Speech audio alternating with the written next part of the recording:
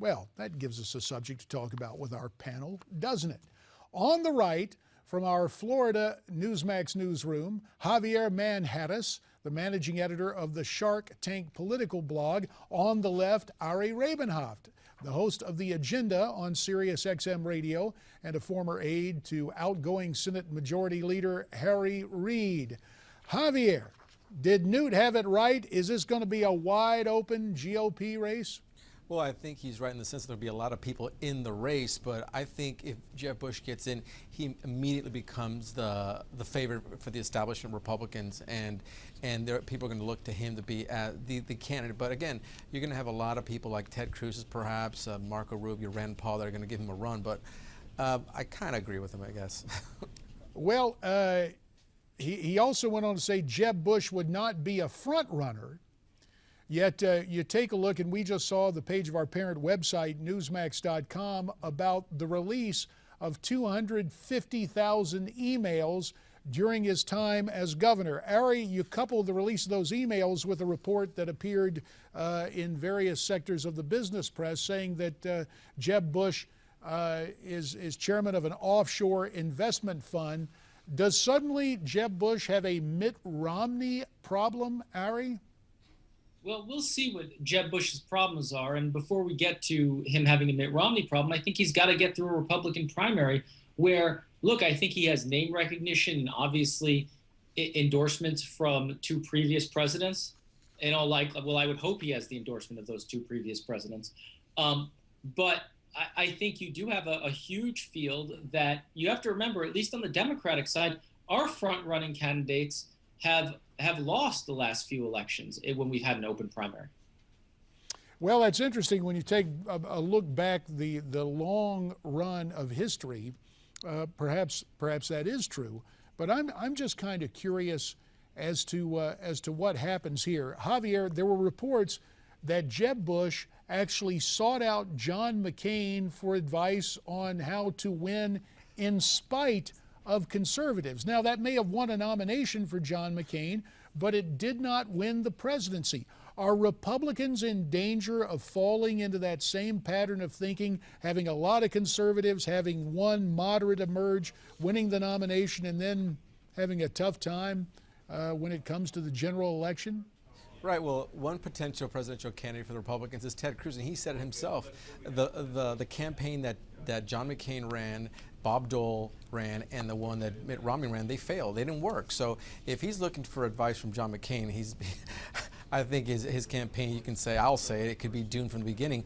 But again, you're going to have these establishment types that always fall into the, hey, we want to beat Democrats at all costs. So if Jeb Bush is the heir apparent, or he seems like he's the most candidate who has the best chance of beating a Democrat, they're going to get behind him. And we saw this happen with McCain, and we saw this happen with Romney, and guess what? They both lost. About a minute and a half remains. It's interesting. Our New York Times columnist David Brooke says this new spending bill is actually a loss for the Democrats. Let's take a listen to what he had to say, and I'd like to get your reaction on the backside. And for Elizabeth Warren, this issue on the derivatives, it gets her juices flowing. That's like a core issue. And for a lot of Democrats, that is the core issue. I think for a lot of other Democrats, it's just not a core issue. They might agree with it nominally, but they're just not passionately involved. And that's why I leap ahead to the primary season. And that's why Elizabeth Warren owes it to us to run. Well, we kind of got a sneak preview of what we want to talk about next segment. There was another comment about the Democrats actually losing ground on this spending situation. Ari, is it a wash in this, or did the Democrats lose in this spending fight? 45 seconds. I've been thinking about this bill and who won. And what's interesting to me, JD, is we finally have a situation that people like the no labels guys, the kind of bipartisan fetishist love. You have Republicans and Democrats working together to craft a bill, right, and get things moving in Washington, get things done. So the question is, who won? And the only people that seemed to win from that bill were the K Street lobbyists pushing their goodies, be it the financial reform legislation, be it a whole number of other goodies that were in there.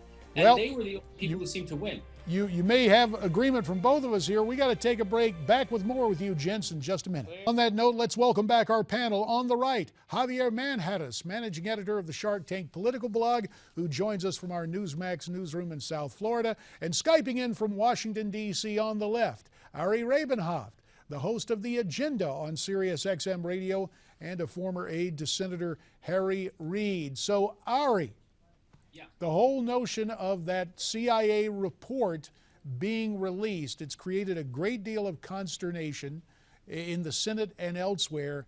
Your take on the reasons for the release and the arguments for making the release of that CIA report? I think in general, look, my take has been the same as it was before the release, that transparency is good, that the only way you at all have any accountability to the secret elements of the state are for moments of accountability like this, and that is necessary to protect our constitutional liberties and rights, are moments where secret behavior is called to account. I think, of course, there's consternation on the part of Michael Hayden. I mean, the report, Appendix 3 of the report, was literally just calling Michael Hayden a liar. That was the entirety of Appendix 3 of the report. So of course he's got consternation about a report that basically said you lied in your testimony to Congress. Javier, is this a situation where we're getting revisionist history and a political stunt under the guise of an official report from the U.S. Senate? Yeah, official that it's Democrat-laden. The Democrats were the ones that pushed this report. Look, I'm one of those that don't believe that there should be transparency when it comes to intelligence and the sovereignty of the United States of America. I'm one of those that supports these black sites. I don't even believe that Guantanamo should have ever existed. These people should have been afforded the opportunity, these terrorists, the opportunity to meet their maker, to see those 72 virgins that they praise. Or be locked away at some black site. But look, this is we've talked about this before. This is all political. Democrats try to use this to, again, pull out that whole blame Bush doctrine and hurt Republicans on the heels of their magnificent loss in November of this year. Go ahead, I actually Ari. thought Go ahead, fairly kind to Bush, to be honest, was in my eyes way too kind and way too willing to kind of brush aside his culpability. So if anything, the report was extremely kind to George Bush. Ari, whether or not it was, quote, kind to George W. Bush, and we've got about a minute and a half remaining, and mindful of time, that's what I want to talk about. The timing. Wasn't it curious that the day you have the Obamacare architect called to the House side, that's when Dianne Feinstein comes to the floor, that's when the report is released? Now look, we've been around politics a long time. You have to admit there was something inherently political in the timing of the release of the report. Except for the fact that Dianne Feinstein had been trying to release the report for more than a year before that. So look, there was pretty much a week left to release that report, or it would never get released. Dianne Feinstein clearly wanted to release the report, and there was a secondary element where there was the Mark Udall doing what was done with the Pentagon Papers and reading a classified document into the record of Congress under the speech and debate clause of the Constitution was the other side of the coin. So there was a reason to do it that week. You could say, well, they could have done it Wednesday instead of Tuesday, but it was coming that week. And frankly, I watched all of John Gruber's testimony before the committee, and there was nothing interesting in there. Well, not for you, I'm sure. Javi, last word to you, 30 seconds. I was there, and I kind of like the fact that Chairman Issa called him stupid. But look, Ari is right. Feinstein tried to release this about a year ago, just in time for the midterm election, so go figure. All right, gentlemen, we will have to leave it there. As always, we appreciate your input on these matters, political and policy-wise. Ari Rabin-Havt on the left, Skyping in from Washington, Javier Manjarres on the right from our South Florida Newsmax newsroom. Speaking of foreign policy, I've got some thoughts on that when we come back.